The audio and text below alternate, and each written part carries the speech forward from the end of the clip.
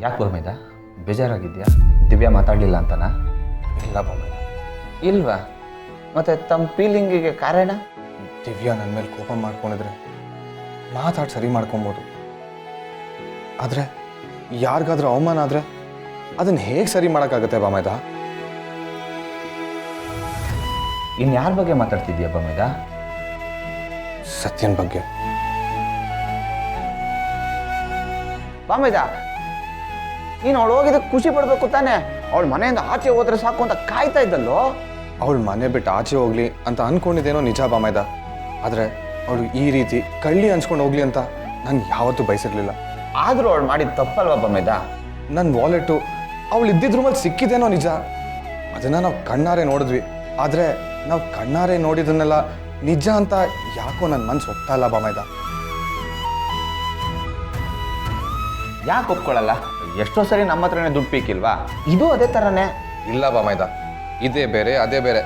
ಅದು ಹುಡುಗಾಟಕ್ಕೆ ಮಾಡಿದ್ದು. ಯಾಕೆ ಆ ಹುಡುಗರ ಕೈಲಿ ಎಲ್ಲ ದುಡ್ಡು ವಾಪಸ್ ಕೊಡ್ಸಿಲ್ವಾ? ಇದು ನಿನಗೂ ಗೊತ್ತಲ್ಲೇನೋ?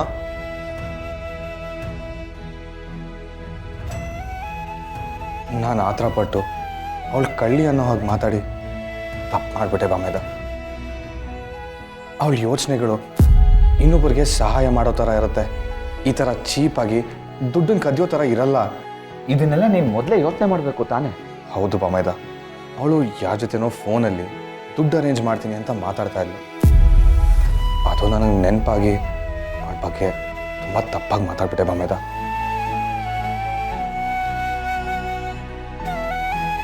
ಈಗ ನನಗೆ ಅದಕ್ಕೆ ಗಿಲ್ಟ್ ಫೀಲ್ ಆಗ್ತಾ ಇರೋದು.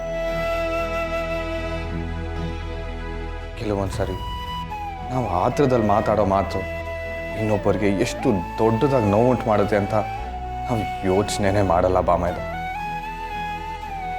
ನಾವೇನೋ ಸಾರಿ ಕೇಳ್ಬಿಡ್ತೀವಿ, ಆದರೆ ಅವರ ಆ ಕ್ಷಣ ಅನುಭವಿಸಿದ ನೋವನ್ನು ನಾವು ಕೇಳೋ ಸಾರಿ ಮರ್ಸಲ್ಲ ಬೊಮ್ಮೇದ. ಪಾಪ ಸತ್ಯನ್ಗೆ ನನ್ನ ಮಾತಿಂದ ತುಂಬ ನೋವಾಗಿರುತ್ತೆ. ಇದೆಲ್ಲ ಸರಿ ಬೊಮ್ಮೇದ.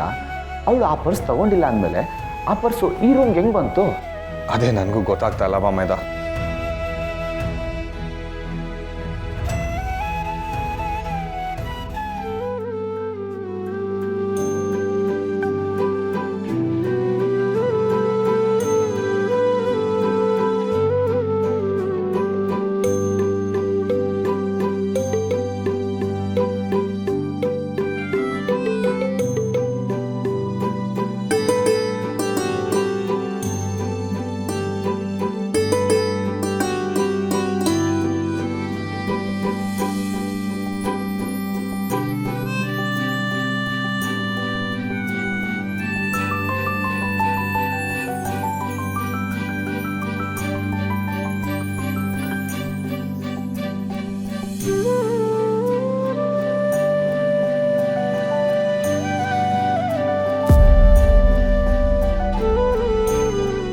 ಯಾ ಕಾಕ್ರೋಚ್ ಆಟೋದವ್ರಿಗೆ ದುಡ್ಡು.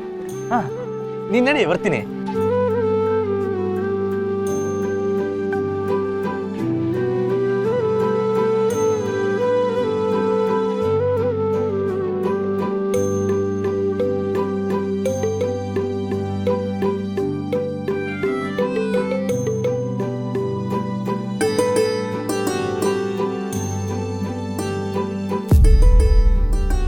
ಸತ್ಯ, ಹೇಗಿದ್ಯಾ? ಒಂದು ತಿಂಗಳು ಬರಲ್ಲ ಅಂತಂದಿದ್ದವಳು ಇಷ್ಟು ಬೇಗ ಬಂದಿದ್ಯಾ? ಸತ್ಯ, ನೀನು ಬೇಗ ಬಂದಿದ್ದು ಒಳ್ಳೇದಾಯ್ತು. ಸತ್ಯ, ನೀನು ಬಂದು ನಂಗೆ ತುಂಬ ಖುಷಿ ಆಯ್ತು ಸತ್ಯ. ಸತ್ಯ, ಇಷ್ಟು ದಿನ ಎಲ್ಲಿದ್ದೆ? ಹೇಗಿದ್ದೆ? ಸತ್ಯ, ಏನಾಯ್ತು ಸತ್ಯ? ನಾನು ಪರ್ಸ್ ಕರ್ತಿದ್ದೀನಿ ಅಂತ ನೀನು ನಂಬ್ತೀಯ?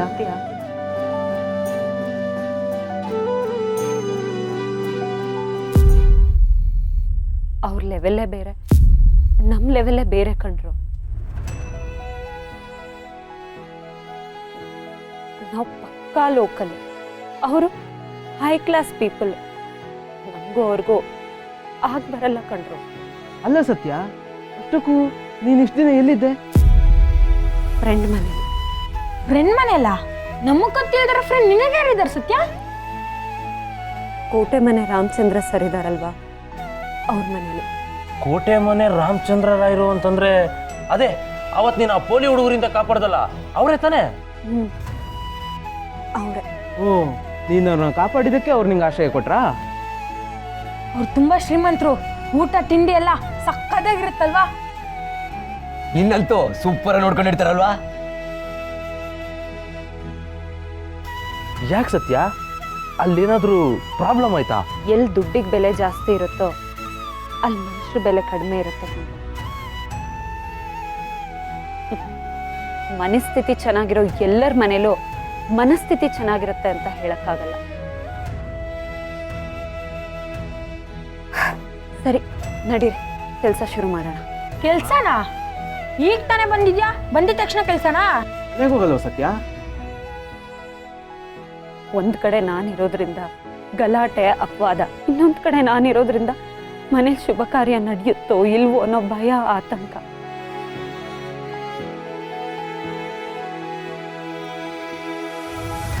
ನಾನಿರೋಕ್ ಲಾಯಕ್ಕಾದ ಜಾಗ ಇದೊಂದೇ ಅನ್ಸುತ್ತೆ ಕಣ್ರು. ನನ್ನನ್ನು ಅರ್ಥ ಮಾಡ್ಕೊಳ್ಳೋ ಸ್ನೇಹಿತರು, ಏನೇ ಆದ್ರೂ ನನ್ನ ಕೈ ಬಿಡದೆ ಇರೋ ಸ್ಕ್ರೂ ಡ್ರೈವರು, ಸ್ಪ್ಯಾನರು.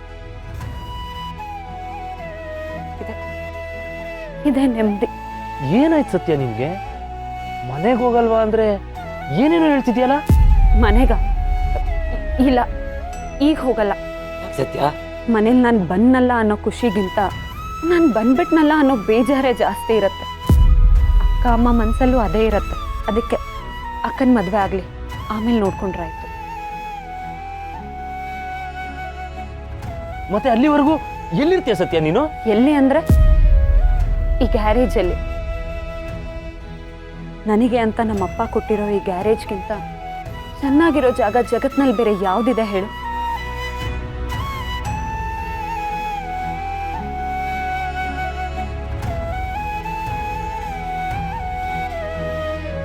ಮಂಗು ಅಜ್ಜಿಗೋ ಗೊತ್ತಾಗ್ಬಿಟ್ರೆ?